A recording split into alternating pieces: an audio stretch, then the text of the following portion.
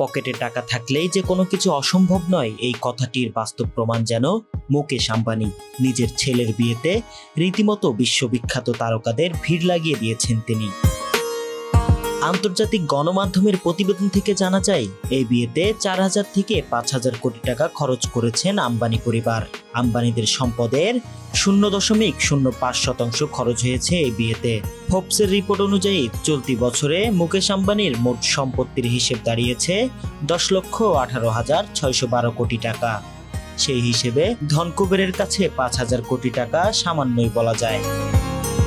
ভারতের শীর্ষ ধনী মুকেশ আম্বানির ছোট ছেলে অনন্ত আম্বানি ও ফার্মাসিউটিক্যাল মোগল বীরেন মার্চেন্টের মেয়ে রাধিকা মার্চেন্টের বাগদান হয়েছে গত বছরের জানুয়ারিতে।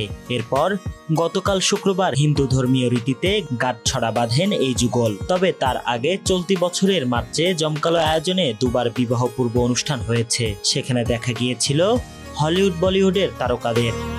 বিয়ের অতিথিদের তালিকায় ছিলেন ভারতের প্রধানমন্ত্রী নরেন্দ্র মোদী, কংগ্রেস নেত্রী সোনিয়া গান্ধী থেকে শুরু করে দেশের সব নামিদামি রাজনীতিবিদ, শাহরুখ, আমির, সালমানের মতো বলিউড সুপারস্টার থেকে শুরু করে হালের রণবীর কাপুর, আলিয়া ভাটের মতো তারকারা।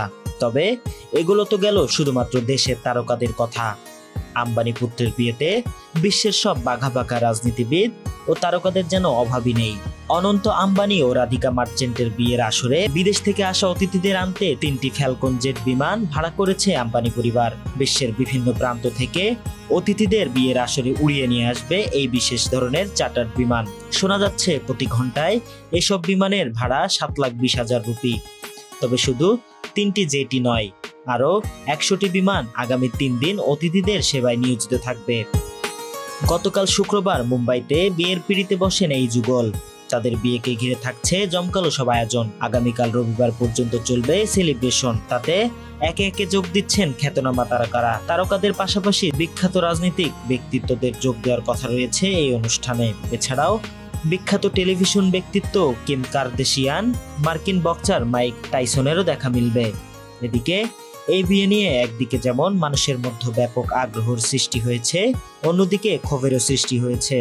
কারণ ভারতের কোটি কোটি মানুষ এখনো দরিদ্র সীমার নিচে বসবাস করছে। তাছাড়া বিয়েকে কেন্দ্র করে দেশটির বাণিজ্যিক রাজধানী মুম্বাইয়ের সড়কগুলোতে চলাচলে 4 দিনের জন্য কিছু বিধিনিষেধ আরোপ করা হয়েছে।